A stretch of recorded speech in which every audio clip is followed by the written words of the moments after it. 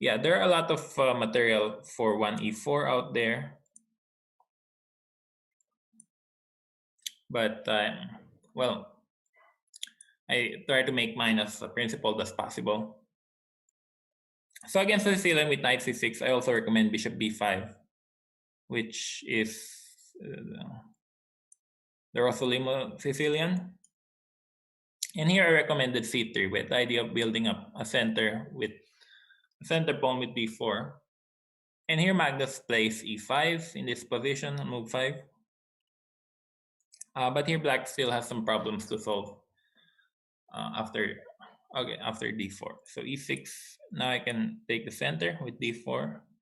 Takes, queen b6, knight c3. Yeah, there's a book of Parmarjan Negi on the French, the Caro-Kann, and the Fildor with white.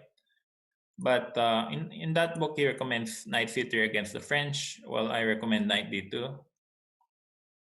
And I think against the Caro-Kann, he recommends the classical variation with d4 followed by knight c3. Meanwhile, I recommended the advanced variation. Maybe I can take on c6 and then use the holes on the dark squares, knight c3.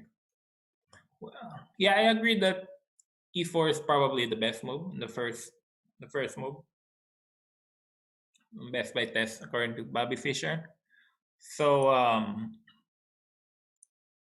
there are certain lines where it's certainly easier to get an advantage with 1e4.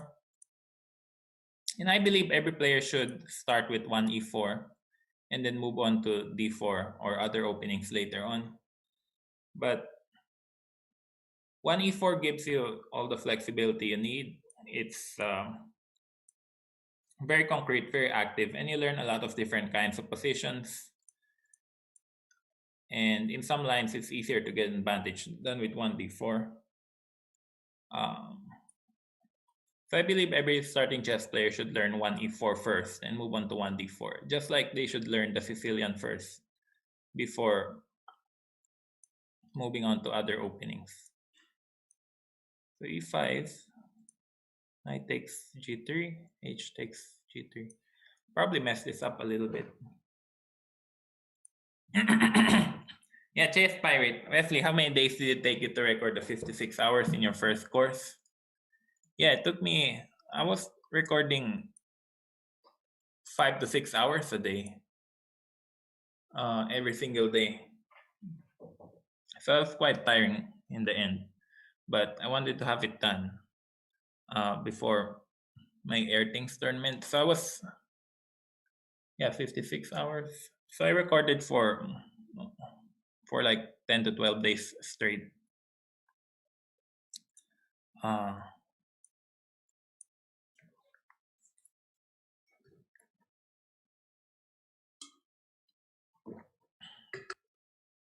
Crazy stuff. Yeah, I was drinking a lot of water during the recording. Just have to catch my breath. But it all worked out good in the end. So here after g5,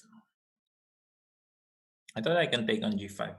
H takes, bishop takes, f6, he takes, knight takes, he takes, maybe not. I'll just play g4, probably not very good. That's good enough for a blitz game. So after gh4, gh5, c5, yeah, she can play c5.